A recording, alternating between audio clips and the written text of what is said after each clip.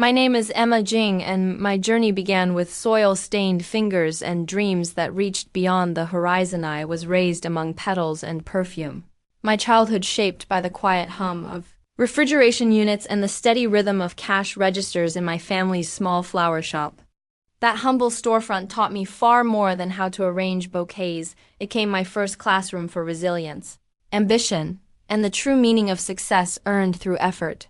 Emma, every flower tells a story, my grandmother used to say as her practiced hands trimmed rose stems with surgical precision. But never forget, it's the roots that give it strength. Her words stayed with me as I watched our modest shop struggle under the weight of big box retailers and faceless online giants. While other children spent their afternoons playing, I learned how profit margins worked, how to track inventory, and how to stretch every dollar. I wasn't just helping, I was protecting our legacy. By 16, armed with determination and countless late nights, I built our first online ordering system using nothing but free tutorials and stubborn perseverance. When orders started flowing in, my father's eyes shone with pride. "Emma, this is incredible," he said, watching our shop come back to life. But even then, I knew this was only the beginning. College opened doors I hadn't even known existed. I double majored in business and computer science, driven by the belief that technology could solve real-world problems. For my thesis, I developed an idea-driven supply chain system designed specifically for perishable goods. What started as a solution for flowers quickly caught the attention of larger retailers. "This is groundbreaking," my professor said, scanning my work with disbelief. By graduation, my software was being tested by Fortune 500 companies. That was when I met Michael. We crossed paths at a technology conference where I was presenting my system. Michael, representing his family's corporation Brighton Enterprises, listened intently. "This is incredible," he said, eyes bright with possibility. One coffee became dinner. Dinner became something deeper. Michael's intelligence and warmth drew me in, and for a while, everything felt easy. Then came his family. Victoria Brighton's mansion loomed like a fortress when I arrived for our first dinner. Midway through the meal, she leaned forward with a practiced smile. "And what is it that you do, Emma?" "I run a flower shop," I replied calmly, deliberately downplaying my role as a tech founder. I wanted her to see me, not my achievements. Her smile barely shifted, but the temperature in the room dropped. "How quaint," she said. From that moment on, Victoria's subtle jabs became relentless. At every gathering, she found a way to remind me and everyone else where I came from. Meanwhile, my company, Jang Tech Solutions, flourished. We revolutionized supply chain management and expanded rapidly into new markets. Despite the success, I still worked at the flower shop 3 days a week. "Why do you keep doing this?" Michael once asked as I assembled a wedding bouquet. "Because it grounds me," I replied. "Success isn't about climbing endlessly, it's about remembering where you started." Michael struggled to balance his loyalty to me with his family's expectations. After our engagement, the tension only worsened. Victoria's criticism sharpened, becoming more public, more deliberate. Then Brighton Enterprises began to falter. Outdated systems, declining sales, poor forecasting. I saw opportunity. Quietly, I began acquiring Brighton stock. "Proceed carefully," I instructed my CFO. The takeover was slow, strategic, and invisible until a WSN single quotes to at the Brighton family's annual Christmas party. Champagne flowed freely as Victoria called out, "Emma, darling, tell us more about your little shop supporting small businesses is so important." Polite laughter followed. Then Robert Chun, chairman and CEO, entered. "Actually," he said, "Emma's business acumen is precisely why I'm here." The room froze. I stepped forward as Robert continued. "As of last week, Jang Tech Solutions has acquired a controlling interest in Brighton Enterprises." Gasps echoed. Victoria's glass slipped from her hand, shattering at her feet. "That little shop," I said evenly, "built Jang Tech, and now Brighton Enterprises is one of its subsidiaries." Michael stared at me, stunned. "Emma, why didn't you tell me?" "I tried," I replied quietly. "But every time I did, your mother spoke over me and you let her." Victoria trembled. "You can't do this." It's already done, Robert said, presenting documents. The pilot programs you rejected? I added. That was my software. 4. The first time, Victoria had nothing to say. I continued, my voice steady. I submitted proposals through a subsidiary because anything with my name was dismissed outright. Your pride cost Brighton Enterprises millions. Whispers rippled through the room. Security will escort you tomorrow, I said calmly. Your severance is generous, all things considered. Severance, Victoria whispered. You're firing me. The board decided unanimously, I replied. Your resistance to innovation and your documented discrimination left them no choice, Michael pleaded weakly. Emma, she's my mother.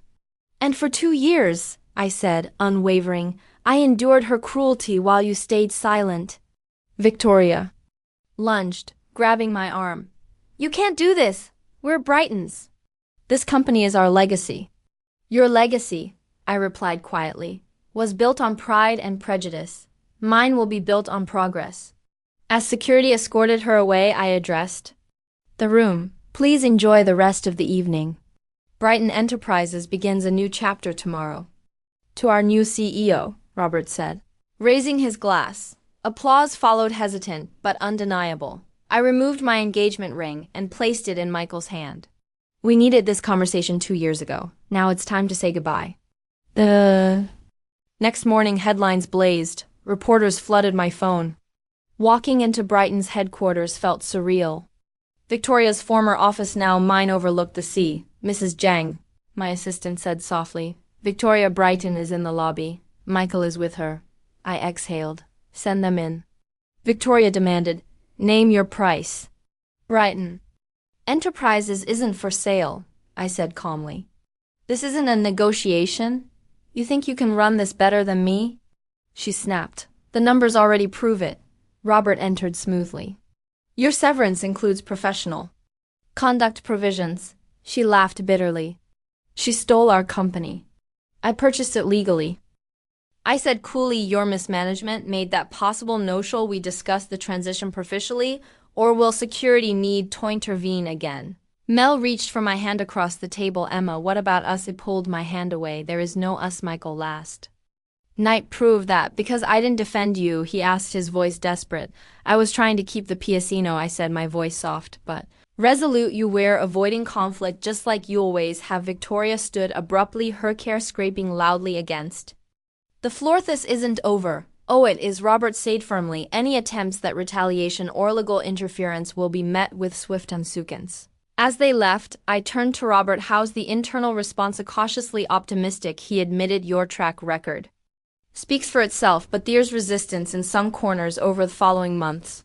Brighton Enterprises transformed. Jangtic innovations revitalized operations, and employee morale surged despite Victoria's attempts to undermine Methro gossip and a failed lawsuit. Thebasinus world applauded our turnaround on quiet afternoon. I visited my family's flower shop. My grandmother greeted me, her hands deftly arranging a bouquet of roses. I've been reading a book too, she said with a knowing smile. Are you happy, Emma? I touched one of the soft peats, thinking of all that had happened. Idiom. Proud, that's different from happy, isn't it? She nodded. Your roots made you strong. Just remember, even the tallest tree needs to bend with the winsome times. Are you telling me to show mercy? She smiled gently. I'm saying true strength lies in how you handle victory, not just how you win. Her words stay with me. Perhaps it was time to wield my power differently. 1 year after the takeover, I sat in my office skimming the latest quarterly reports. Jang Brighton Innovation had surpassed every expectation. Our stock price had tripled and employee satisfaction was at an all-time high. My phone buzzed with a message from Robert. Victoria Brighton Ishir says it's important. I paused Kingers.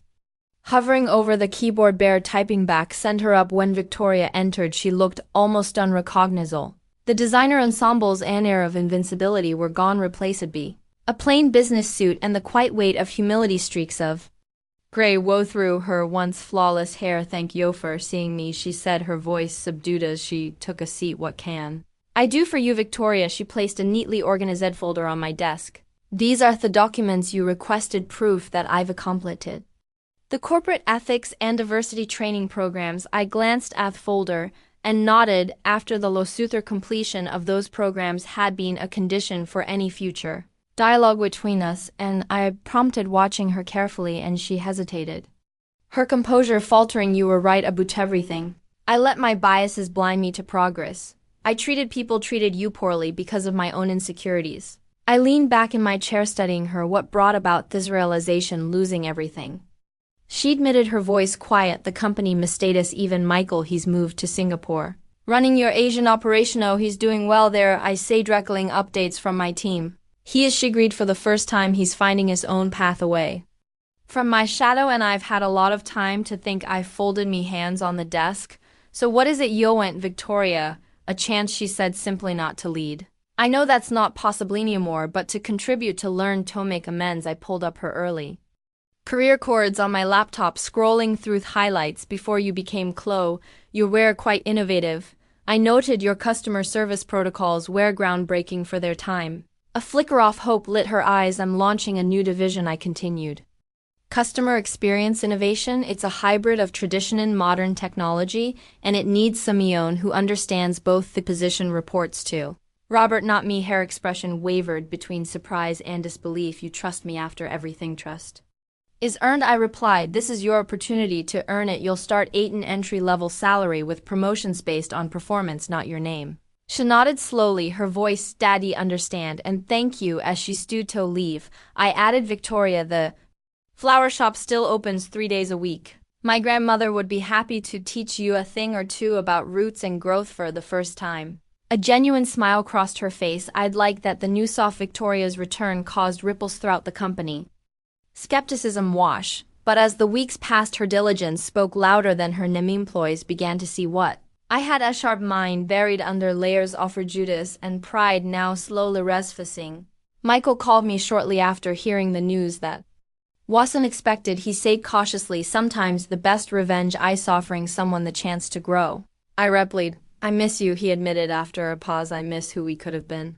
I said gently, but where we need to Benno. A few months later I found Victoria working late in the office, poring over customer feedback data, her glasses perched on her nose. She barely looked upus. I entered. I've been thinking, she's suggesting to the data, if we integrated behavioral psychology with your A systems. I smiled, recognizing the spark of innovation in her eyes. Going that night, driving home, I stopped by the flower shop. The air was fragrant with a scent of freshly arranged bouquet. My grandmother was locking up her hand stained with peats and pollen. How's Victoria doing? She asked, setting a vase in the window. She's growing, I said with a small smile. Like you always said, it's all about the roots. My grandmother did knowingly. And you happen to. I glanced around the shop where my dreams began, then thought of the empire I had built and the bridges I was learning to mend. Yes, I replied, softening it because of success, but because I've stayed true to myself, a flower shop owner who dreamed bigger than her gardente. Next morning headline announced Jangan. Brighton innovation, latest breakthrough and retail technology. Beneath that, a smaller article read, local flower shop celebrates 40 years, a story of roots and growth. On my desk, a fresh bouquet of roses, arranged by Victoria during one of her weekly lessons. With my grandmother mind me of the journey. Success, I had learned, wasn't just about winning, it was about planting new seeds and nurturing them to grow. From my office window, I could see the city skyline, our corporate headquarters, and the tiny flower shop where it all began. Different worlds bound together by determination, innovation, and the courage to grow beyond expectations. And me, I still arrange flowers 3 days a week, because no matter how far you grow, some roots are worth keeping.